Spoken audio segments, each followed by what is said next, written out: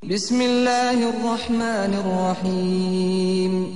فإذا قضيت الصلاة فانتشروا في الأرض وابتغوا من فضل الله واذكروا الله كثيرا لعلكم تفلحون وإذا رأوا تجارة أو لهوا انفضوا إليها وتركوك قائما قل ما عند الله خير من اللهو ومن التجارة والله خير الرازقين.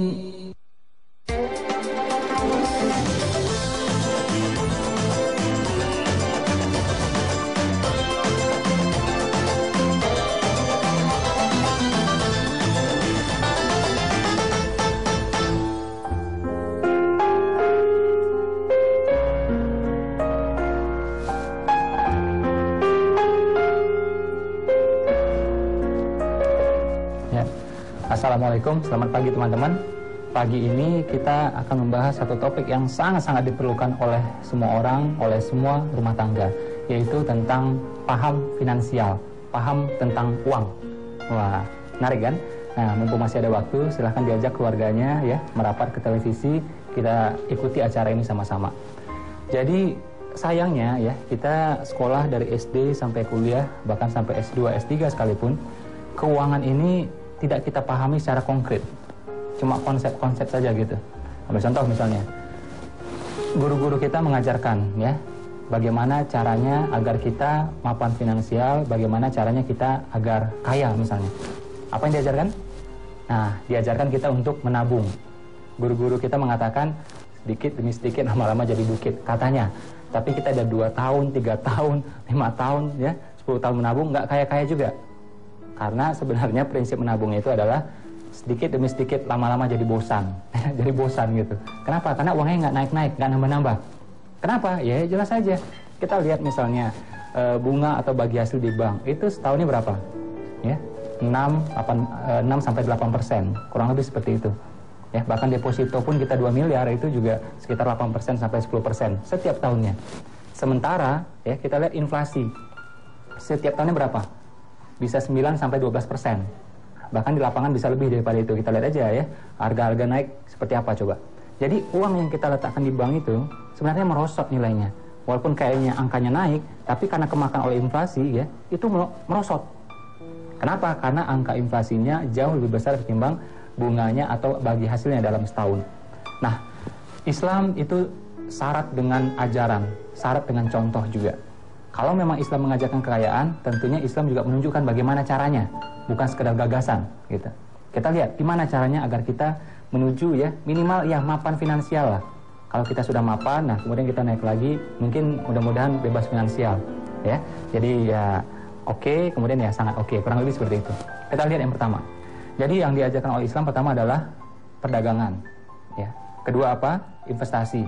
Ketiga adalah apa? Emas. Terus apa lagi? Sedekah. Terus apa lagi? Berhemat. Oke? Jadi tidak pernah kita dianjurkan dengan sungguh-sungguh ya untuk menabung, itu nggak ada sebenarnya. Apakah saya punya tabungan? Iya, saya punya tabungan, tapi bukan itu fokus utama kita. Bukan itu juga fokus utama saya. Karena kita tahu bahwa tabungan itu, menabung itu tidak bisa bikin kita kaya. Mungkin nggak kaya? Mungkin kalau kita menjadi pemilik banknya. Kalau kita nasabahnya nggak bakal kaya, percaya sama saya. Ya, kalau nggak percaya coba aja sendiri dah, 7 tahun, 8 tahun nabung gitu.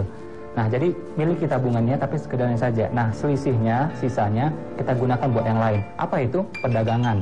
Kedua, investasi. Kemudian emas. Nah, terus juga ada konsep sedekah dan hemat. Jadi agama tidak pernah mengajarkan, Islam tidak pernah mengajarkan, begitu engkau terima harta, begitu engkau terima uang, maka tumpuklah, kumpulkanlah, tabunglah. Nggak ada. Yang ada apa? Malah digerakkan. Oke, digerakkan dengan apa ya? Kayak saya bilang tadi, perdagangan, investasi, dan emas. Sekarang kita lihat tentang perdagangan. Nabi ya berdagang, istrinya berdagang, sahabatnya juga berdagang. Oke, nah kita lihat asal katanya itu ya. Mata uang, bahasa Inggrisnya adalah apa? Currency. Nah, currency berasal dari kata current, arus. Jadi artinya apa? Uang itu mesti bergerak terus-menerus. Kalau dia berhenti, nilainya akan turun. Kalau dia bergerak, nilainya akan naik. Kalau kita letakkan di bank, itu nilainya turun. Ya, itu nilainya turun. Bagi bank naik karena diputarkan gitu, tapi bagi kita turun. Nah, agar meningkat kita mesti gerakkan, ya. Kan currency, arus, mesti bergerak terus-menerus. Dan apa saja yang bergerak terus-menerus jadinya sehat. Seperti darah, udara, air, ya. Kalau dia bergerak terus-menerus, dia sehat. Air kalau dia bergerak terus-menerus, dia bisa untuk wudhu, ya, bisa suci dan mensucikan gitu. Tapi kalau diam saja, ini kurang dianjurkan. Darah juga, kalau stop, mati itu orang. Ya. Nah, jadi kalau bergerak terus-menerus jadinya meningkat. Perdagangan itu menggerakkan uangnya. Oke, begitu juga dengan investasi. Ini terkait erat dengan perdagangan. Kemudian, andai kata kita mau sedikit stop sekalipun, ya, saya sangat menyarankan teman-teman menggunakannya emas. Kita lihat ya, kita menabung bagi hasil atau bunga di bank kurang lebih sampai ya 6-8% setiap tahunnya. Tapi kalau emas setiap tahunnya naik berapa? Berapa? Naiknya sekitar 20-30% setiap tahunnya. Ini telah teruji selama 25 tahun terakhir. Jadi uang yang kita jadikan emas itu melindungi dirinya sendiri. Jadi memang emas tidak dapat melipat gandakan kekayaan, tapi dia dapat melindungi kekayaan.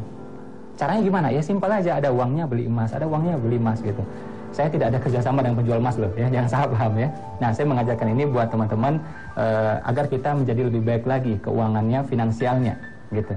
Nah, jadi ada uang daripada kita nabung, beli emas. Nah, kalau emas ini, kalaupun kita perlu sewaktu-waktu, ya gampang. Tinggal bawa ke bank atau bawa ke toko emas, kita langsung bisa cairkan. Kita langsung dapat uangnya. Nah, tapi nilai uang itu tersendiri ya, itu terpelihara jadinya. Terus apa lagi? Sedekah dan berhemat. Jadi yang dianjurkan itu berhemat, bukan menabung. Ini dua hal yang berbeda sebenarnya. Kalau kita naruh di bank, itu bisa jadi bukan berhemat kita. Ya, bisa jadi kita malah boros, karena uangnya termakan inflasi terus gitu. Dan menariknya ya, kita lihat kalau kita tarik ya, kita gunakan uang itu dalam bisnis atau perdagangan. Ambil contoh, teman-teman misalnya punya uang 100 juta. 1 juta nih. Kalau kita taruh di bank, pertama kali inflasi, satu, kedua apa? Kena zakat 2,5%. Jadi langsung 100 juta kali 2,5%-nya. Langsung kena tuh setiap tahunnya. Nah, tapi kalau kita gunakan untuk perdagangan ya, kita gunakan nih 100 juta untuk bisnis, untuk perdagangan. Nah, mungkin untung 20 juta. Nah, yang kena zakat itu yang 20%-nya. Yang kena zakat itu yang 20%-nya. Jadi 20 juta kali 2,5%. Hanya itu yang kena. Kenapa? Jadi agama telah menilai di sini ada azas manfaatnya. Jadi uang itu bergerak, kena bagi banyak orang. Jadi kenanya cuma sedikit. Jadi makanya kita mesti paham ini finansial. Coba bayangkan. Ini beneran saya bilang. Kita ya, keluarga kita coba lihat. Dari SD sampai kuliah, pernah nggak kita belajar ilmu kayak ginian? Nggak ada ternyata. Ternyata inilah yang kita hadapi ya sehari-hari. Dari kita umur 20-an sampai kita meninggal nanti. Kalau kita nggak belajar ilmunya gimana coba? Nah, makanya saran saya, pahami ilmu perdagangan, pahami ilmu investasi, pahami juga ilmu emas. Jadi kita mesti paham ya, tadi mata uang yang disebut dengan currency itu berasal dari kata apa? Current. Ya, jadi mata uang berasal dari kata current artinya arus. Jadi uang itu mesti bergerak terus-menerus. Jadi itu yang kita tanamkan dalam kepala kita. Begitu stop di kantong kita, di bank ya atau di bawah bantal, nilainya akan merosot. Kalau digerakkan terus-menerus, nilainya akan meningkat. Gimana cara meningkatkannya? Pertama apa tadi? Bisnis ya atau perdagangan. Kedua apa? Investasi. Kemudian emas.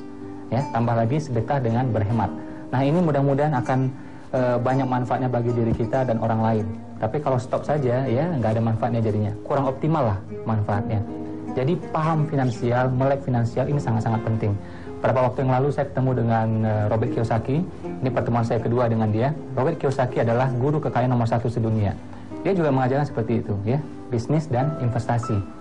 Bukan dengan menabung ternyata. Bukan juga dengan, ya kan banyaklah varian-varian dari menabung ya. Tapi ujung-ujungnya, inti-intinya adalah menabung juga. Bukan itu yang dianjurkan ternyata oleh dia. Dan itu juga yang saya anjurkan pada pagi ini untuk teman-teman. Oke, mungkin itu saja dari saya ya. Assalamualaikum warahmatullahi wabarakatuh. Selamat pagi teman-teman.